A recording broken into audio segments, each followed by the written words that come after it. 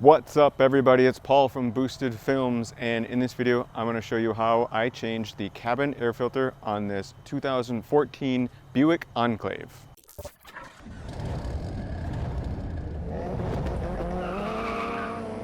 So we're going to start on the passenger side of the vehicle. We're going to open up our passenger side door, and this is just the typical behind the glove box setup. So first thing we're going to do, of course, is open up our glove box, clean it out, take anything out of there. We're going to have to drop that down all the way. You shouldn't need any special tools for this.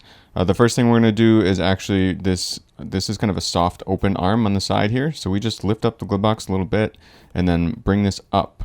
If we pull this piece up, it kind of can then just pop out of the side of the glove box where it pushes into place. Next, just showing these kind of stoppers that hold it in place. If you lift up and set it down, these kind of keep this glove box just from falling out. Here you can see this one on the right side. These are kind of twist in. So I just twisted that one counterclockwise, twisted up, and now you can see how it just kind of pulls out. And of course, same thing on the other side. So I end up lifting up the glove box just a little bit, give them a twist counterclockwise. It should turn about a quarter of a turn, and then they should just pull out.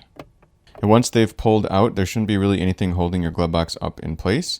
You should be able to honestly just pull it off the hinges all the way. You can leave it hang on the hinges if you got enough room as well, but if you want to, you can just pull it right out. Now that it's out of the way, you can see there's a cover back here behind where the glove box was, and there's kind of four main points where it holds on. Two towards the top that are kind of more towards the middle, and then the two ones that are more towards the outside edges are there as well.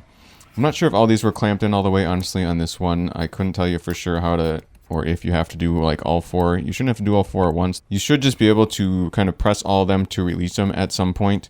And then you may have to press down on one or two of them as you pull. You kind of got to get a little bit of force, at least with this one. I don't think it had been changed in a while, so I had to give it a bit of force while I pulled it towards me.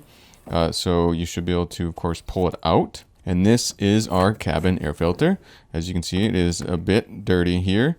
And this design is kind of set up where the cabin air filter is in what I'd call like a little basket that holds it. There's a holder that holds the cabin air filter. So what we need to do is, of course, just change the filter now. So this old one, again, pretty dirty. If yours had a whole bunch of excess stuff on top, I'd try to make sure you keep it on top of the filter. You didn't want stuff dropping into the blower motor if you did. Note that there's an arrow on the side of this one. There should be an arrow on the side of the new one as well. That does designate airflow direction. And you're going to want the airflow direction arrow to be pointed down.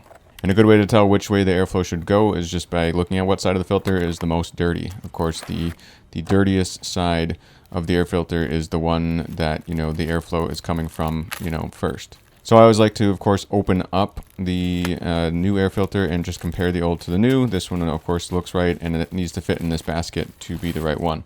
So again, noting airflow direction here, we're going to have that airflow arrow pointing down as we slide it into this new basket. I actually just wanted to clean this one out a little bit. Again, there were some pine needles or something in this one, so just make sure you try to get it cleaned out, and then you should be able to, of course, drop in your new cabin air filter.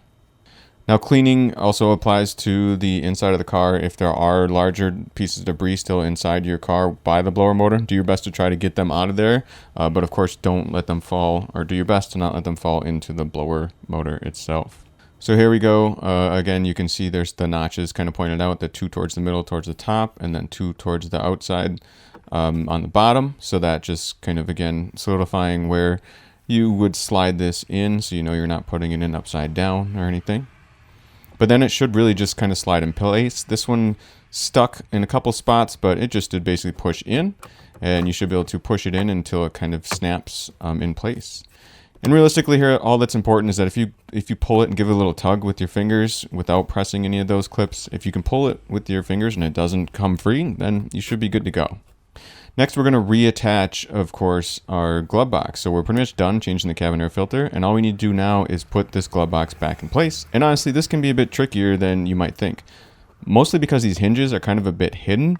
And for me, it did end up popping off these hinges at one point, and I had to reapply them in again. So just something to be mindful of is that the hinges can be a bit tricky.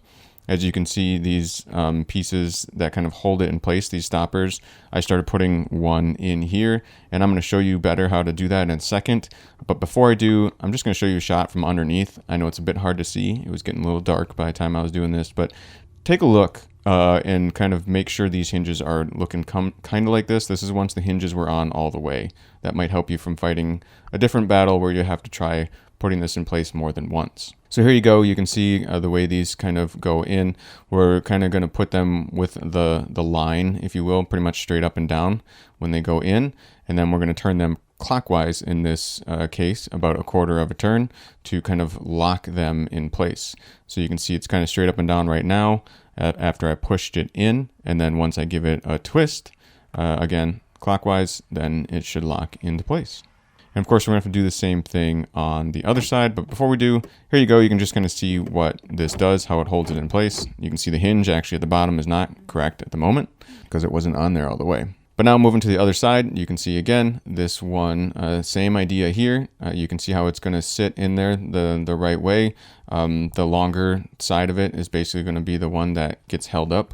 So we're going to push this in with that line kind of parallel to the glove box, if you will, that line kind of being straight up and down. And lifting up the glove box a little bit can be helpful. And then you should just give it a quarter turn twist and it should snap in place.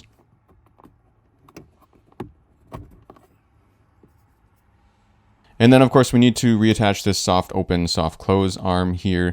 I did a poor job of filming it when I did redo it, so you're seeing a replay in reverse of me removing it, but you do just push it in and then push it down, and it should snap in place. And if you've done all that correctly, once you open up your glove box, it should open nice and slowly because of that soft open arm like this, and then it should catch. And you should be able to open and close it and make sure everything's good to go. And you're pretty much all set. Go ahead and put everything back in your glove box that you may have removed.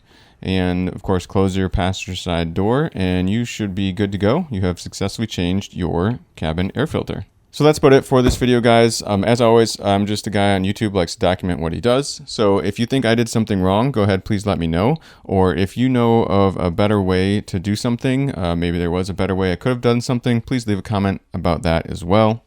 And it could also be helpful for anyone watching this video if this particular routine worked the same for you and your vehicle, but your Buick is maybe a little different year, or maybe you even had a different model Buick. If you could comment and leave a comment that this worked similarly for you with a different year, different make, different model Buick, that'd be great as well. That way other people could probably check the comments and know whether or not this would work for their 2015 or 2016 Buick.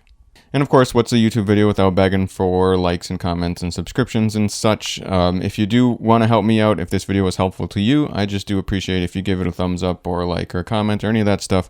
That would be greatly appreciated. But as always, this is Paul from Boosted Film saying thanks so much for watching.